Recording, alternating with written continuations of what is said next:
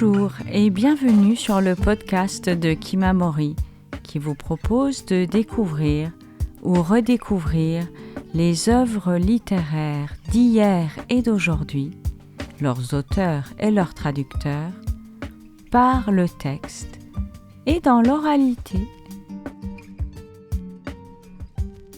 Dans le cadre de notre partenariat avec Audiolib, le podcast de Kimamori vous propose une série par trimestre intégralement construite autour d'œuvres disponibles dans leur catalogue de livres audio. Cette semaine, vous pourrez entendre les extraits de 3 romans de l'écrivain colombien Gabriel García Márquez. Prix Nobel de littérature, il est très connu pour son roman 100 ans de solitude. Mais il nous a offert bien d'autres romans sublimes, au nombre desquels L'amour au temps du choléra, une des plus belles histoires d'amour jamais imaginées. Traduit en français par Annie Morvan, le livre audio est lu par le merveilleux comédien Féodor Atkin. L'amour au temps du choléra de Gabriel García Márquez, traduit de l'espagnol par Annie Morvan, lu par Féodor Atkin. « Don Jésus !» cria-t-elle. « Il va se tuer !» Le docteur Urbino attrapa le perroquet par le cou avec un soupir de triomphe. « Ça y est !» Mais il le lâcha aussitôt, car l'échelle se déroba sous ses pieds. Il resta un instant suspendu dans l'air et parvint à se rendre compte que sans même avoir communié, sans avoir eu le temps de se repentir de rien, ni de dire adieu à personne, il était mort à 4h07 de l'après-midi du dimanche de Pentecôte. Fermina Daza était dans la cuisine en train de goûter sa soupe du dîner quand elle entendit le cri d'horreur de Digna Pardo et l'affolement des domestiques, suivi de celui des voisins.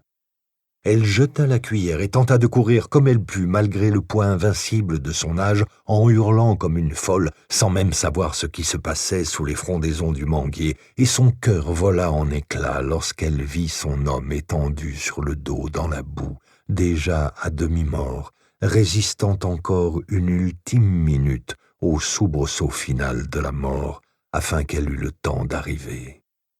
Il parvint à la reconnaître au milieu du tumulte, et à travers les larmes de sa douleur irrémédiable de mourir sans elle, la regarda une dernière fois, pour toujours et à jamais, avec les yeux les plus lumineux, les plus tristes et les plus reconnaissants qu'elle lui eût vus en un demi-siècle de vie commune, et il réussit à lui dire dans un dernier souffle: « Dieu seul sait combien je t'ai aimé. » Ce fut, non sans raison, une mort mémorable.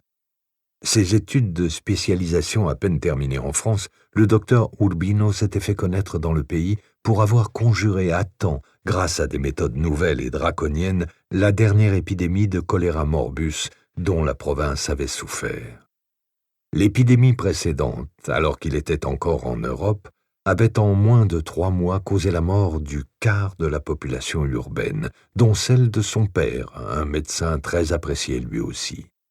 Ce prestige immédiat et une bonne contribution du patrimoine familial lui avaient permis de fonder la Société des médecins, première et unique pendant de longues années dans les provinces des Caraïbes, et il en avait été nommé président à vie.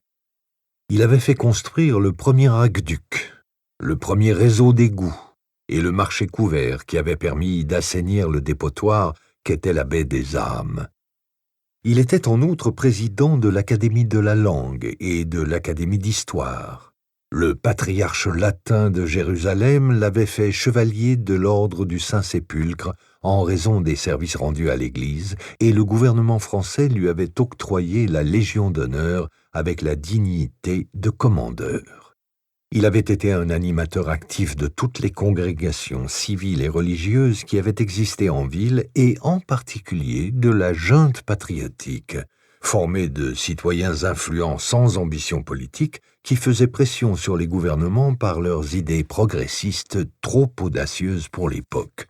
La plus mémorable d'entre elles fut la mise au point d'un ballon aérostatique qui, pour son vol inaugural, emporta du courrier jusqu'à San Juan de la Ciénaga, bien avant que l'idée même du courrier aérien fût devenue une possibilité rationnelle. C'était lui aussi qui avait eu l'idée du centre artistique, fondé l'école des beaux-arts, dont la bâtisse existe encore aujourd'hui, et parrainé de longues années durant les Jeux floraux du mois d'avril.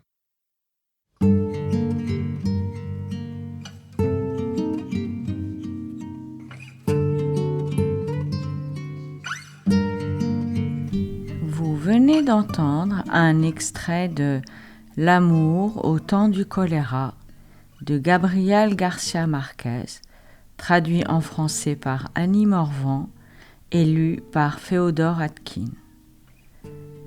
Le livre audio est disponible au catalogue de Audiolib et demain, vous pourrez découvrir un autre roman du prix Nobel de littérature colombien.